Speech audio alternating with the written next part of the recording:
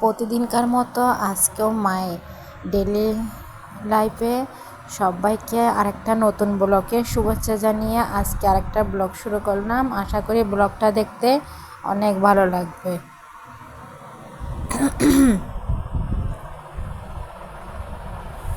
আমি এদিকে রান্না বসাই দিছি। আজকে যেহেতু ক্যামেরা ধরার লোক নেই, ওই জন্য ক্যামেরাটা এখানে বসিয়ে আমি রান্নাটা করে নিব।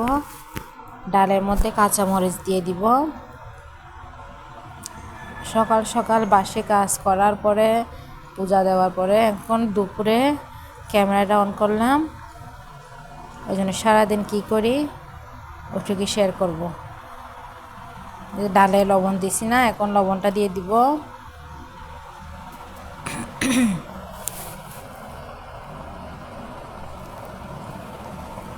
এদিকে মাছটা যখন ভাজি করব তেলের মধ্যে একটু লবণ দিয়ে দিব, যাতে মাছ কড়াইতে না লাগে।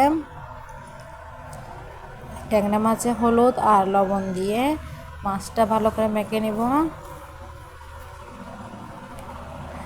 আর কড়াইতে যখন মাছ ভাজার জন্য তেল দেওয়া হয় না, যে তেলে সামান্য পরিমাণ লবণ দিলে আর কড়াইতে লাগে না।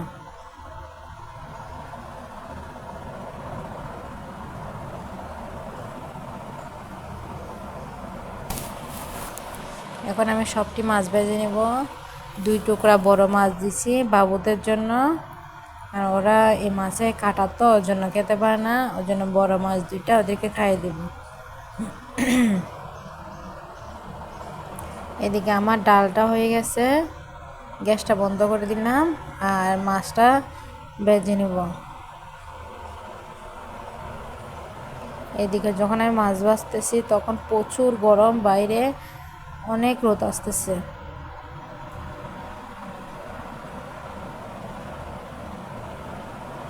ভাতটা আগে হয়ে গেল, মাছটা ভাজি করে মাছের ঝোলটা করে নিব। প্রচণ্ড গরম, এই গরমের মধ্যে না মশলা বেশি দিলে খাবার আরও বেশি গরম লাগে, ওই জন্য হালকাভাবে রান্না করব।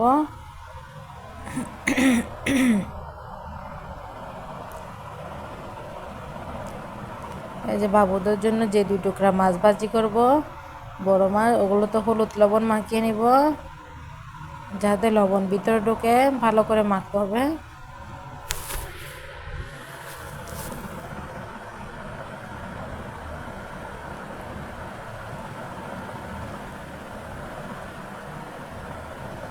আসলে সব কিছু গুছিয়ে নিয়ে রান্না করলে তাড়াতাড়ি রান্না হয়ে যায়, আর একটা একটা কেটে যদি রান্না করা হয় তাহলে অনেক দেরি হয়।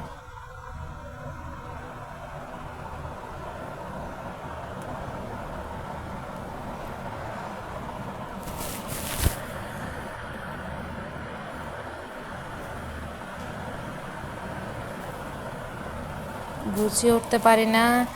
এই যে পূজা দিতে দিতে বাবু যখন পূজা করে তখন বাবু অনেক বিরক্ত করে, তখন বাইরে যায় ওর ঠাম্মার সাথে। আর এখন দুপুরে তো অনেক রোদ, ওই জন্য বাসায় চলে আসে, আর ও তো অনেক বিরক্ত করে, ওই জন্য নামতে একটু দেরি হয়ে যায়।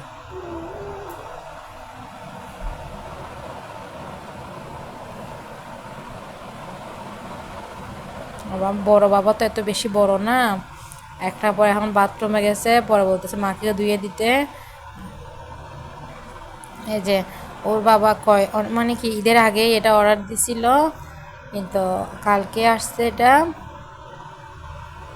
বাবা নিয়ে আসার পরে এটা ওদেরকে দারাজ থেকে যখন কুন্ডারে বসে তখন এটা লাগে, বেলটা নিচে কুন্ডারে যখন বাচ্চারা ঘুমায় না তখন বেলটা লাগা থাকলে আর পড়ে না। আর আমি এখন ভাতটা খেয়ে নিব, ফ্যান চালাতে ভুলে গেছি। করলা বাচ্ছি,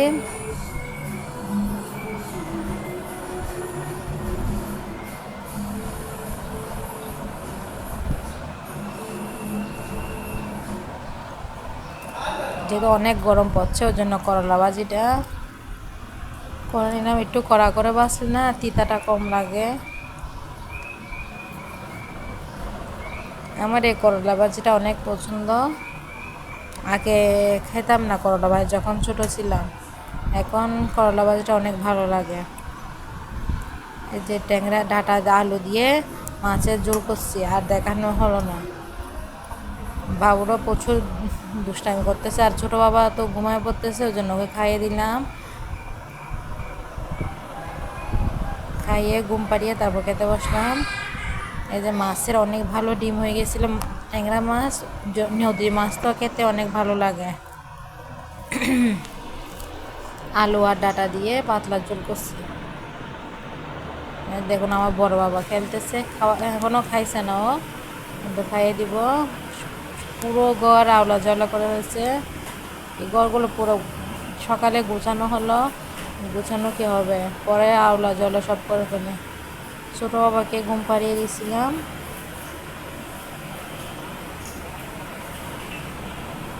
একা একা কী করবে, বাইরে কারোর সাথে খেলে না, ওই জন্য ঘরের মধ্যে সব জিনিস নিয়ে গেলে ওই জন্য কিছু বলি না।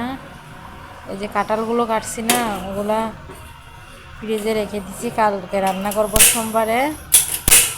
আর এদিকে আমার যে বড় বাবাকে খাওয়াই দিব, তো আমি রান্নার পরে ডাল যেটুকু ছিল ওটুকু ফ্রিজে রেখে দিয়েছিলাম, যেহেতু অনেক গরম পড়তেছে, আর ছাদের নিচে তো বাসা, সব তরকারি নষ্ট হয়ে যায়, ওই জন্য একটু গরম করে নেব। বড় বাবার জন্য দেশি মুরগির পাতলা ঝোল করছি, হালকা তেল দিয়ে ঝোল করছি। একটা রান আমার ছোট বাবুর জাউ ভাত খায় না, এখানে মাংসটা বেটে দিয়ে দিছি, কারণ ও এমনি মাংস দিলে খেতে পারে না, ওই জন্য মাংসটা ব্লেন্ডারে ব্লেন্ড করে দিলে খেতে পারে। এখন আমি বড় বাবুকে ভাতটা খাইয়ে দিব।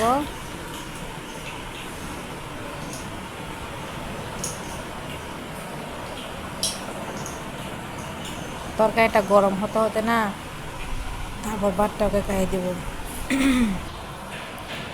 দেখুন ওয়ার্ড্রপটা কি সুন্দর গোছানো থাকে, কিন্তু পুরো আওলা জড়া করে। দেখো বাইরে প্রচণ্ড রোদ, এখন প্রায় 2টা বাজে, প্রচুর রোদ।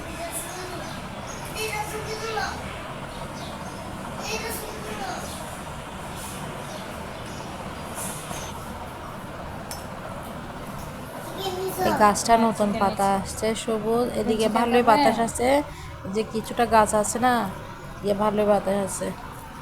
এখন আমি বড় বাবাকে খাইয়ে দিই। আসলে দেশি মুরগিতে মাংস থাকে না, কিন্তু ঝোলটা অনেক উপকারী। ছোটো ছোটো দেশি মুরগি নিয়ে আসছিল, শুক্রবারে পাওয়া যায় এগুলা, মুরগিগুলা নিয়ে আসে।